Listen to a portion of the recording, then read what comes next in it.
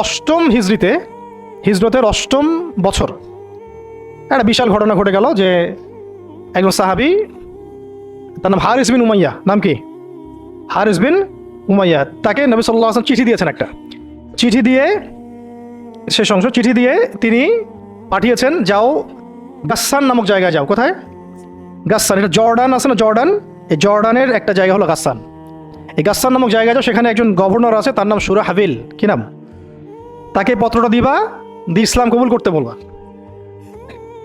তো হারিস বিন উমাইয়া রাদিয়াল্লাহু আনহু গিয়েছেন। এবার এরা এত বেশি উদ্ধত ছিল, সাহাবিকে ধরে হত্যা করে দিয়েছে। নাউজুবিল্লাহ। তিনি কিন্তু রাষ্ট্রদূতকে হত্যা করা জঘন্য অপরাধ, এমনিতেই অপরাধ, তার মধ্যে রাসূলের রাষ্ট্রদূত সাহাবি তিনি, তাকে এভাবে হত্যা করে দেওয়া হলো। কয়জন সাহাবিকে হত্যা করলো? কয়জন? এর আগে আমি একটা ঘটনা বলছিলাম না, বনু কাইনুকার ঘটনা।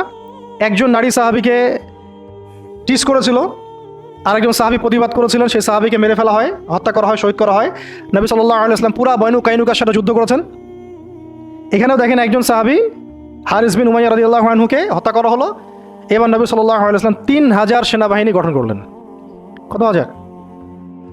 আচ্ছা, এখন শুনেন, আমি একটা দলিল দিতে চাইলাম যে দেখেন, সারা বিশ্বে চায়নার কথা বলেন, সিরিয়ার কথা বলেন, রোহিঙ্গাদের কথা বলেন, আরাকানের কথা বলেন, আপনি কাশ্মীরের কথা বলেন, আফগানের কথা বলেন, তারপরে এই যে আফ্রিকার কন্টিনেন্টের কথা বলেন, আফ্রিকা, মালি, নাইজেরিয়া, সোমালিয়া, আর মধ্যপ্রাচ্যের কথা আর কি বলবো, Yemen, Libya, Jordan, Lebanon, Palestine, Gaza, এই সারা বিশ্বে যত মুসলমান আছে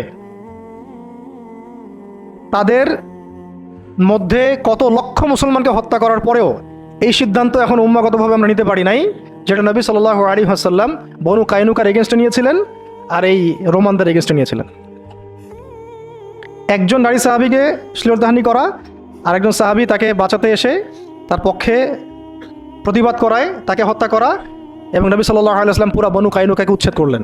এখানে সুরাহবিল কি করেছে? একজন সাহাবিকে হত্যা করেছে, রাষ্ট্রদূত হারিস বিন উমাইয়া। নবী সাল্লাল্লাহু আলাইহি ওয়াসাল্লাম 3000 সৈন্য পাঠিয়ে দিচ্ছেন। আর এখন উম্মার দিকে তাকান, যে রাষ্ট্রগুলোর কথা আমি বললাম, আমাদের সহ সব জায়গায়, আমাদেরটা অন্যভাবে ডিল করি আমরা, বাইরের সব রাষ্ট্রগুলো, এই রাষ্ট্রগুলোতে কত হাজার সৈন্য না, কত হাজার নিরপরাধ মুসলিমকে হত্যা করা হয়েছে। সংখ্যাটা কি হাজারে না লাখে? কত হাজার বা লাখ বাচ্চাদেরকে হত্যা করা হয়েছে, কত হাজার বা লাখ মা বোনদেরকে হত্যা এবং ধর্ষণ করা হয়েছে। তারপরে উম্মাগতভাবে আমরা এখন এই সিদ্ধান্তে আসতে পারি নাই, যে সিদ্ধান্ত নবী সাল্লাল্লাহু আলাইহি ওয়াসাল্লাম তাৎক্ষণিক নিয়ে ফেললেন। আমার রাষ্ট্রদূতকে হত্যা করেছে, 3000 সৈন্য রেডি, এবং তারা কিন্তু সুপার পাওয়ার। রোমানরা তখন কি সুপার পাওয়ার, এটা দেখারও সময় নাই যে তার কাছে কি অস্ত্র আছে, তাদের ক্ষমতা কতটুকু, তাদের কাছে কি আছে, তাদের সৈন্য সংখ্যা কত, আয়তন সংখ্যা কত, ওদের অর্থনীতি কত সমৃদ্ধ, কোনো কিছুর পরোয়া সাহাবায়ে কেরাম করেন নাই। 3000 সৈন্য রেডি করে এই বাহিনীর পতাকা হাতে তুলে দিলেন সাহাবী যায়েদ ইবনে হারেসা রাদিয়াল্লাহু আনহু।